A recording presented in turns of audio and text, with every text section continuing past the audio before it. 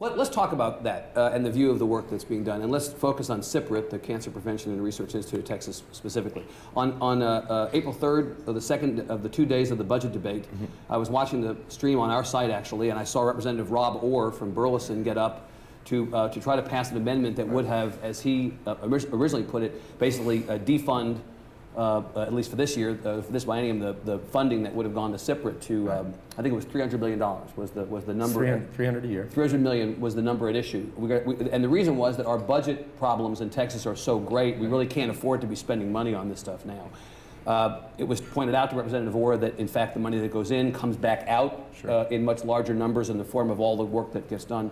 That amendment was voted down. One of the rare amendments to the budget put up by a Republican that was voted down during those 2 days. Can you make a defense for the work that is being done over there? Obviously, you didn't have to defend it in that case, but I think people wonder, because this passed in '07, we haven't heard an enormous amount, but there has been a lot of work going on behind the scenes. Well, I think there's, first of all, the people of Texas overwhelmingly voted to support it. And when Orr tried to make that change, the legislature also overwhelmingly supported it. So that was a great vote of confidence for us. Well, in fact, that money, so we're clear, that money is not actually in the state budget, right? They're bonds. It's not correct. It wouldn't have been a $300 million benefit back to the state of Texas if we had cut that money. No, but you say benefit, there's a tremendous benefit when you consider all of the hospitals, all the doctors, all the research, I mean, in terms of the economy itself and the way this drives the economy, whether it's a local one or a state one, the ability for us to bring in top-level researchers to be in this state and do critical work. You know, the only unfortunate thing with CPRIT is that, yes, we have to review this every 2 years. So this was an issue a month ago, and it'll be another issue in two years, I suspect. Because they have to basically say grace over the work that you're doing in order for the process to get, you know, what I have heard is, tell me if at the last minute. It happened at the last minute? Yeah. What do you mean? The amendment to put us in this position, but a few years ago when we were campaigning for Prop 15. But I think that, again, there's tons of examples out there of the benefit that this has done. I mean, you could just look at the disease in general with regards to how it affects the lives of Texans, and you could say that's worthy. But then you can also dig deeper, and you can look at the way it does drive the economy here in the state, with the way that, you know, certainly the potential for us to develop life-saving cures those are all worthy things. I think the real numbers that I've heard are there's a $14.5 million debt service obligation that the state does have budgetarily over a biennium, but that the economic value or impact of that expenditure is something like $600 million back, and then they do a multiplier, and it's basically $1.8 million is the real impact. And so the question becomes: You're hired. Is the 14.5? I'm hired by whom? Not by Representative Orr, I suppose. Is the 14.5 million a sufficient amount to put in to get out that? That ends up being the question. Yeah, and we've had, and again, I mean, I'd like to thank people from both sides of the aisle, you know, just up the street here. Well, it was a bipartisan vote to not had amazing support. So what can you be more specific about the kind of work that CPRIT is doing over these years? Because again, I think a lot of publicity around the time that the referendum was on the ballot, not an enormous amount of detail level publicity for the mass audience about exactly what the Institute is doing. Well, it's very hard to say for me as a lay person, or simply as a cancer survivor. Obviously, I know the disease a little more than most people, but this is a very complicated disease, and we will cure all of these little issues, or big issues when it affects the people, the lives of certain people.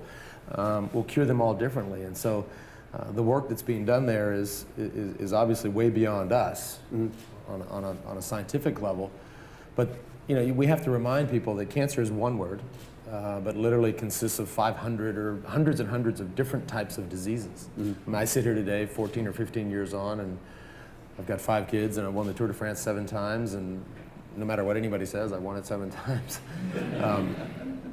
Done a lot of things. Meanwhile, you pick up the paper 2 days ago, and Greta Waitz, who wins the New York City Marathon 9 times, dies at 57 from breast cancer. Completely different diseases. People look at that and they say, wait a minute. They lump all cancer together. Yeah, if we fixed him, why can't we fix her? Right. And she probably said that at some point too. Right. So we have to stay realistic that this is not a single issue. It's a very complicated, and so to that disease. end, the money goes to different places, right? So as I understand it, it goes to academic institutions, it goes to for-profit companies, it goes to foundations. The money goes out to various places to fund research, to attract research capabilities. It's got a variety of purposes. And we have an amazing base here in Texas. If you look at our medical system and you look at the research facilities, if it's MD Anderson, UT Southwestern, Baylor, across And they're the state. all recipients of this Yeah, funding. absolutely. Right. And they deserve it. Yeah. And at a time, because and speaking of another budget issue, at a time when federally we're being cut. Yeah. I mean, in the new budget, we lost at the National Cancer Institute lost $45 or $50 million. Yeah. At a time when the disease continues, it doesn't care. It continues to tick off and take 1,500 Americans every day. Right. So, Well, as you've pointed out, 2 days of cancer deaths equal the World Trade Center right. deal. Yeah. Right. That's the magnitude of the loss. So the states, I Right. think, and I guess we'll talk about California at some point. The states have to be creative and strategic, And replace some of the funding and that's replace, lost at the federal and not level. just replace it, but Well, in fact, you went to Washington not long ago, a few weeks ago, to lobby against the cuts, right? Right. You a lobby is probably in this case in quotes, but you went to urge lawmakers of both parties to reinstate some of the funding.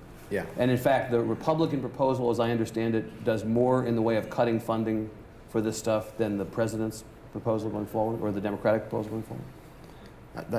You said that. Oh, not me. well, but it's a fact. I'm not taking a position that is good or bad. I'm simply asking, as I understand the facts, the work that you did was largely to try to hold off some of the stuff on the Republican side. Exactly. Right. Not just at the NCI, but at the NIH. But National Institute of Health Yes, got a pretty significant cut as well, as I understand. 225 million, I think. Right. And again, that stuff rolls downstream in your mind in that if it gets cut there, the states have to step up to replace in some fashion what the... They don't have to, but they certainly have the choice to, and you have to look Right. for creative ways to do that. Right. And we didn't know that we would be in this budget position Right. now when we were dreaming up and campaigning for Proposition 15. But for example, in California, they now know that. Yeah. They know what they can do. Again, another place where there's a tremendous base of support, a tremendous base of medical researchers and very intelligent people that Right. all they need are the tools. They need the funding, they need the tools, they need the support. We know what to do. Right. We just simply need to go out and do it.